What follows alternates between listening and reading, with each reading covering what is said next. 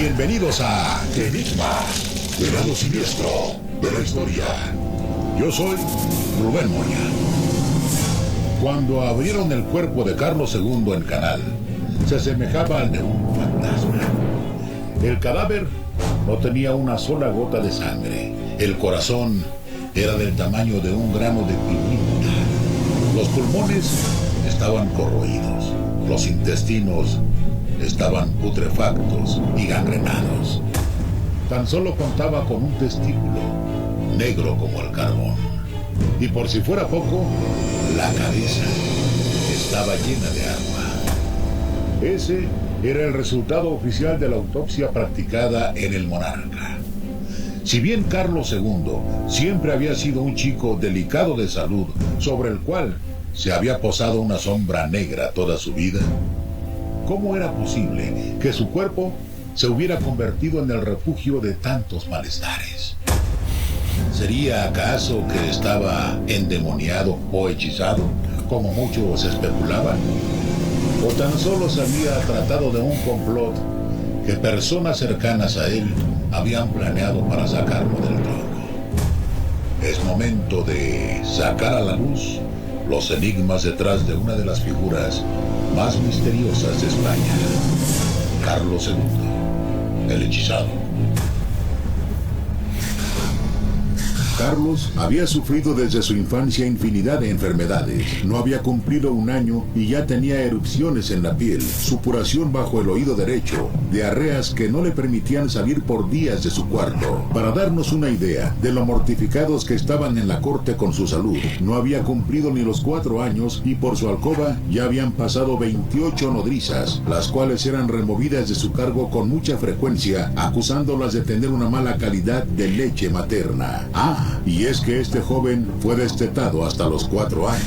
Producto de su linaje, los Habsburgo, casa a la cual pertenecía, Carlos II había heredado el prognatismo, es decir, una mandíbula que emergía de forma prominente del resto de su boca. Más allá del aspecto poco estético que le brindaba a su cara, esa condición le afectaba a la hora de masticar e incluso digerir los alimentos. Así que la mayor parte de su vida fue a base de una dieta blanda.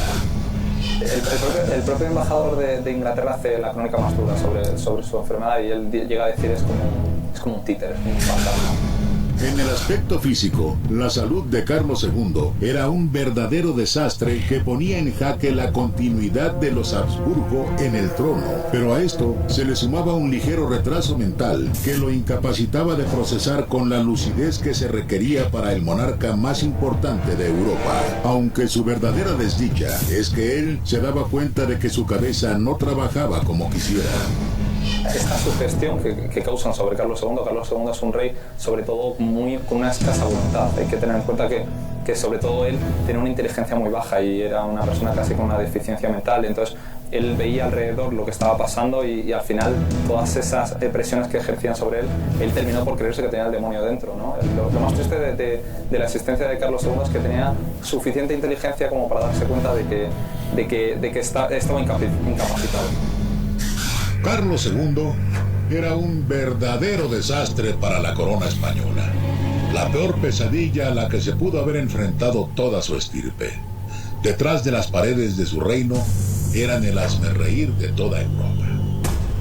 Solo había algo que podía salvarlos, y para lo cual se requería buscar con toda urgencia a la persona indicada. Es decir, a una reina a la altura de su investidura, que de preferencia fuera muy fértil y que le brindara a ese reino el príncipe heredero que tanto necesitaba. Fue así como María Luisa de Orleans llegó a su vida. Bueno, él era impotente directamente y no, aparte de estéril, era impotente, o sea que tampoco, nunca tuvo, todas sus acometidas sexuales fueron. De hecho, las relaciones que tuvo con sus esposas, en el mejor de los casos, fueron relaciones un poco maternales, ¿no? Ellas le trataban a él como, pues eso, pues no deja de ser una especie de niño grande. razón por la cual María Luisa y Carlos II jamás pudieron concebir a un hijo. Era prácticamente imposible, a menos que este pequeño les llegara de manera prodigiosa, por medio de un milagro, o que la semilla de otro hombre terminara por hacer realidad el prodigio. La realidad es que María Luisa murió creyendo que era infértil, cuando en verdad la balanza en ese sentido estaba completamente inclinada del lado de Carlos II. Eso se comprobó cuando Carlos volvió a contraer nupcias con Mariana de Neoburgo un año más tarde, y quien había sido elegida gracias a la fecundidad de sus padres, los electores de Sajonia, quienes habían traído al mundo a 23 hijos. Una vez más, no se cumplía el objetivo de traer un heredero al trono que pudiera continuar con el linaje de los Habsburgo, y por si fuera poco, la salud de Carlos II estaba siempre montada en una delgada cuerda de equilibrio a punto de caerse. Hasta que una idea comenzó a sembrarse en la mente de Carlos II. Un pensamiento que tal vez le pondría pies y cabeza a todos sus padecimientos. Quizá esa agonía diaria era producto de una posesión diabólica, o incluso alguien lo había hechizado desde que era muy pequeño. Pero, ¿quién? ¿Y por qué? A partir de ese momento, comenzaron a surgir una decena de teorías con las que se llegó a inculpar al círculo más cercano del monarca, incluyendo a su propia madre. Pero de eso les hablaremos al regresar del corte, aquí, en Enigmas, el lado siniestro de la historia. Y tus tardes las disfrutes mucho más, con historias donde se vive con pasión. Te juro que si te encuentro, me vas a pagar. Y esperanza. Por fin va a cambiar mi destino. Con programas que despierten tu buena vibra. Me encuentro aquí viendo artesanía, vean qué belleza. Y con los clásicos que te harán viajar en el tiempo. No se aburran, no se aburran. Lunes a viernes a partir de las 12 por A+. El programa con mayor impacto social en la televisión mexicana ahora en ADN 40. Jorge Garralda comanda un espacio dedicado a atender las denuncias de la sociedad mexicana, a quien corresponda. Consejo, ¿sabe qué? No se deje. Lunes a viernes a las 14 horas. ADN 40.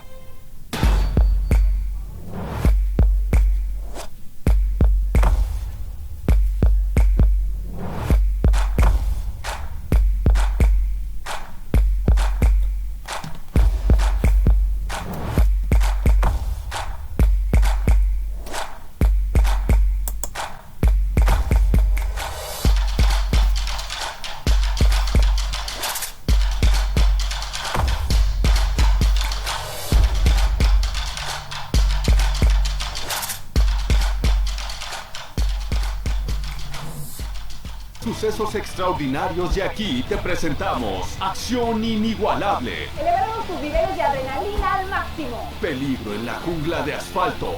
Mantente siempre alerta para poder sobrevivir al caos de esta gran ciudad. Aquí te lo contamos al extremo. Lunes a viernes. Al terminar ventaneando, un azteca aún. Ya dejó a esa mujer que lo llama, mamá. Yo lo oí, que ya la dejó. No entiendo. El lado siniestro de la historia. Ya estamos de regreso en Enigmas, el lado siniestro de la historia. El reinado de los Habsburgo se derrumbaba a pedazos.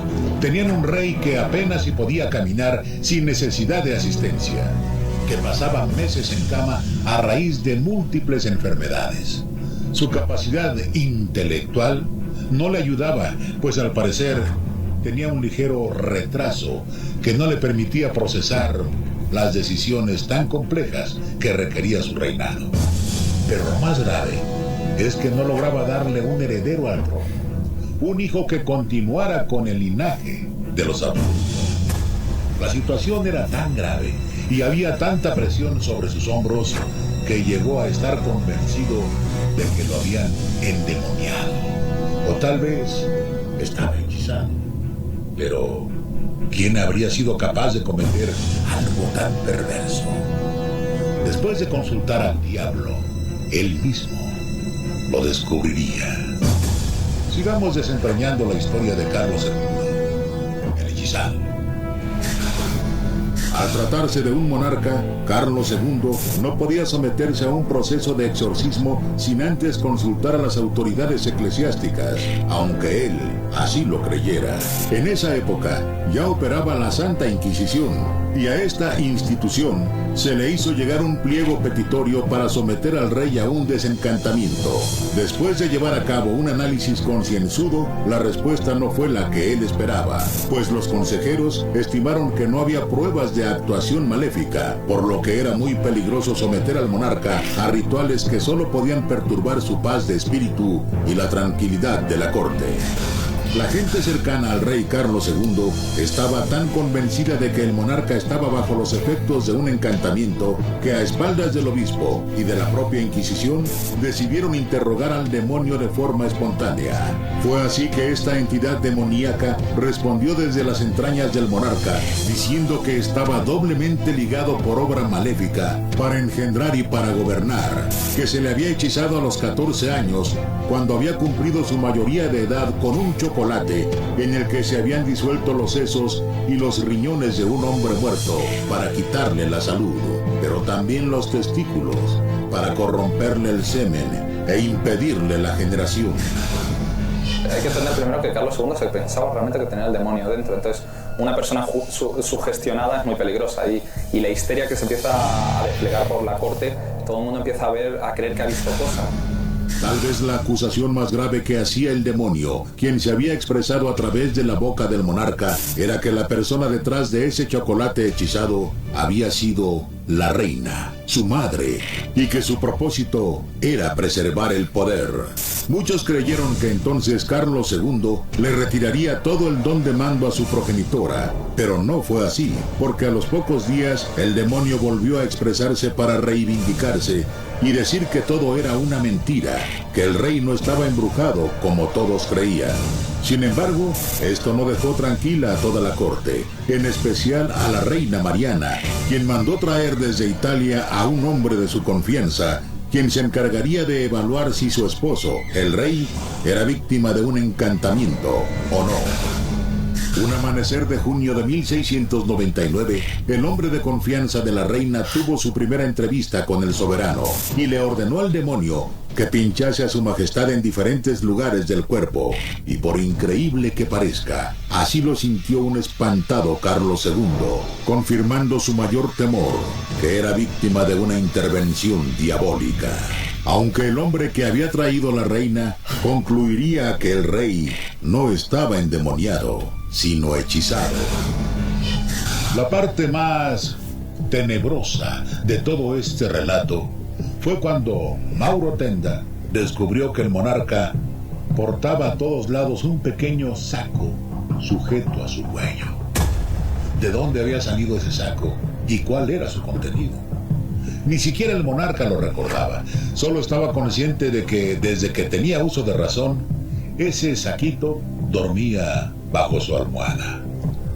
Mauro Tenda insistió en abrirlo y revelar su contenido, y al hacerlo, todos se quedaron perturbados con lo que hallaron. Y entonces uno de los exorcistas dice, bueno, ¿qué tiene aquí el rey? ¿Quién ha colocado esto en el rey? Abren el saquito y lo que hay dentro es pues una especie de una uña, un mechón de pelo. Se considera que son objetos que se usan para la brujería. Se trataba de una masa compacta de agujas, horquillas, cáscaras de huevo, uñas de los pies, huesos de cereza, albaricoques y cabello, que de acuerdo con los expertos no tenían otro objetivo más que mermar la salud del rey a través de la brujería. De inmediato todo fue quemado según lo prescribía la iglesia. Al parecer el monarca lo portaba a todos lados, pues alguien le había insistido que eran las reliquias de sus ancestros, restos de sus antepasados que lo ligaban con su linaje. Aquel otoño de 1699, Carlos II experimentó un maravilloso restablecimiento que su corte atribuyó a la eficacia de los exorcismos. Para apuntalar su salud, sus curadores espirituales se centraron en una dieta que consistía en polvo de víbora con chocolate, enemas de jugo de ciruela y fomentos de cordero recién sacrificado. ¿Sería que por fin Carlos II estaba preparado para tener hijos? Pues en realidad nunca se supo, porque un año más tarde el monarca moriría de forma inesperada. Con la muerte de Carlos II concluía el reinado de los Habsburgo y se abría la puerta para el linaje de los Borbones, que es la casa al mando de la monarquía española hasta nuestros días, con el rey Felipe VI y la reina Leticia. Si bien están muy definidas las razones por las cuales el rey Carlos II, el hechizado, padecía todos esos malestares, eso no termina de explicar por qué en el momento en que abrieron su cadáver de par en par, los doctores no encontraron una sola gota de sangre, o por qué el corazón tenía el tamaño de un grano de pimienta. ¿Será que después de todo, Carlos II no estaba en un error y alguien lo había endemoniado? Al parecer, eso seguirá siendo un misterio. Pero no se vayan, porque al regresar conoceremos uno de los lugares más escalofriantes de Uruguay, la Calera de las Huérfanas. Aquí, en Enigmas, el lado siniestro de la historia. Enigma. Rescatan a 71 migrantes que estaban hacinados en una casa de Ciudad Juárez. 4 policías municipales de Mérida detenidos por la tortura, violación y muerte de José Eduardo, de 23 años. Me presenté a esos policías y los reúno en la cárcel. Todo lo que quieres ver en Ahora Más. ¿Te has dado cuenta? Tenemos toda una vida a tu lado, escondiditos en tu alacena. Y al igual que a ti nos apasiona, lo bueno de la vida. Atún Dolores, siempre a tu lado.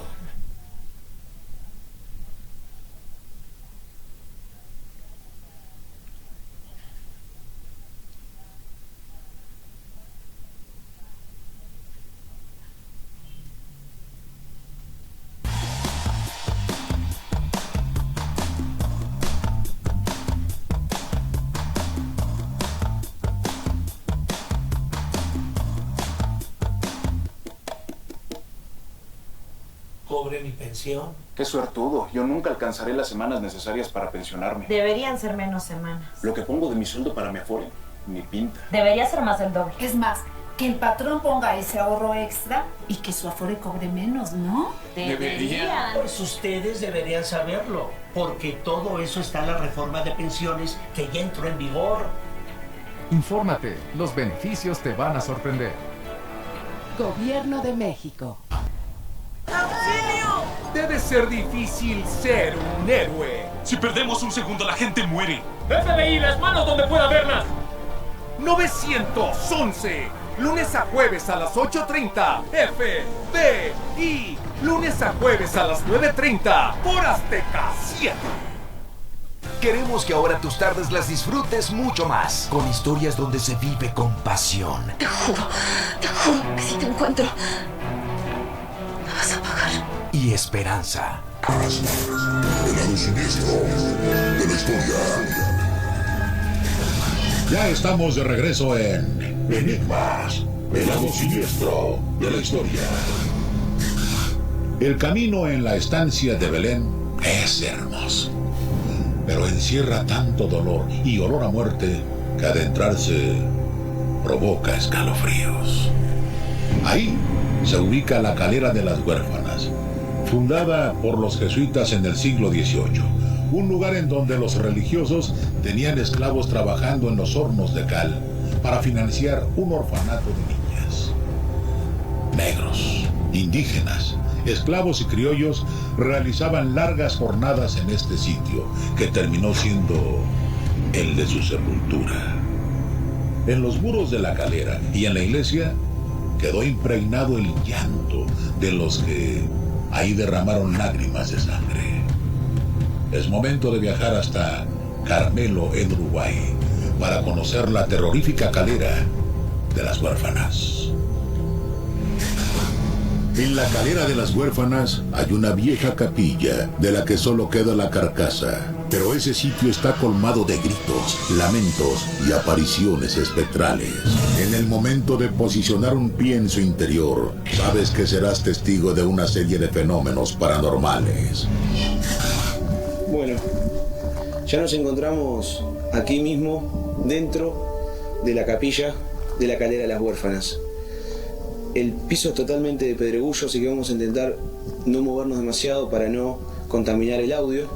Lo que vamos a hacer es pasar una misa en latín dentro de esta capilla y vamos a ver si eso genera algún tipo de actividad. Otra cosa importante es que sí, en este momento la grabadora digital graba lo que parece ser la voz de un hombre.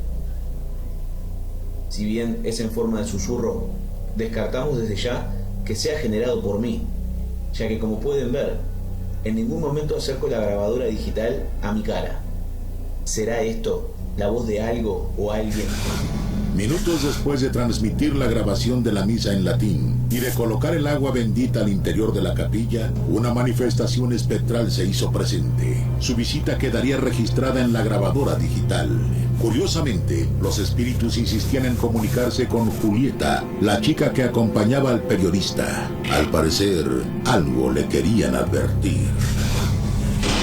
Pero no había sonidos, no había un sonido, lo agarraste y empezaron a salir esas voces, Julieta.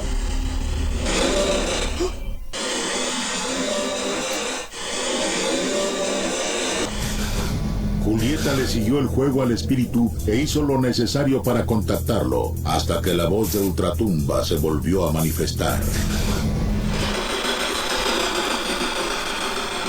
un lugar sagrado para ti?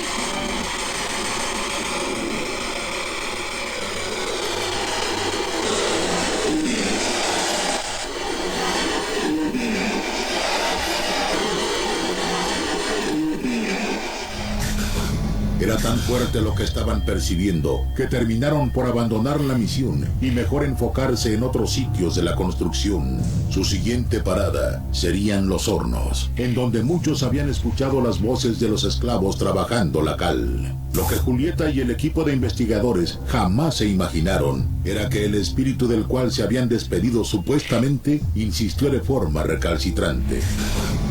¿Hay alguien aquí con nosotros? ¿Te pasó algo acá? Juli. ¿Quieres contarnos qué te pasó?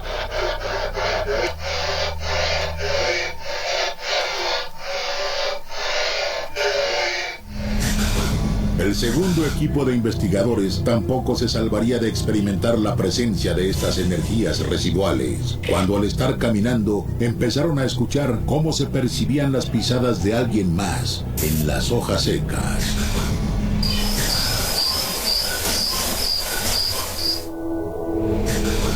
Existen historias verdaderamente aterradoras sobre personas que se internan en esta construcción y no vuelven a salir de la misma. Uno de ellos, más guapo seguramente, iba adelante, hasta que el otro apenas alcanzaba a ver el resplandor del farol de su compañero. Pero la apuesta duró poco. Cuando ya era demasiado tarde para arrepentirse, la luz del de adelante se apagó, así nomás. Que lo tenían agarrado, gritaba, de una pierna. Venía más rezagado que eso alumbrarlo, pero apenas pudo ver que su amigo estaba tirado en el piso, tironeando, pero nadie lo agarraba. Lo peor de ingresar a la calera de las huérfanas es que una vez en su interior no existe un lugar seguro para librarte de las presencias fantasmales. Puedes ir de una experiencia fatal a otra más terrible. Vivo a 150 metros, donde el oxígeno es muy poco, donde el lugar, cuando uno ingresaba, pasado de la medianoche, comenzaban como unos gritos, ruidos a cadenas. Dicen que limpiar las energías residuales de un lugar en el que se cometieron todo tipo de atrocidades es prácticamente imposible. Es parte de su ADN. De ahí que, si ustedes viajan hasta Uruguay y deciden visitar la calera de las huérfanas, tendrán que hacerlo con mucho criterio. Pero todavía más importante, bajo su propio riesgo. Pues muchos aseguran que el ruido de las cadenas y el grito de dolor de los esclavos penetra de tal forma en tu mente que te persigue en tus sueños para toda la vida. Espero que les haya gustado este capítulo de Enigmas, el lado siniestro de la historia. Yo soy Rubén Moya y los veo muy pronto. Enigmas, el lado siniestro de la historia. Aún más.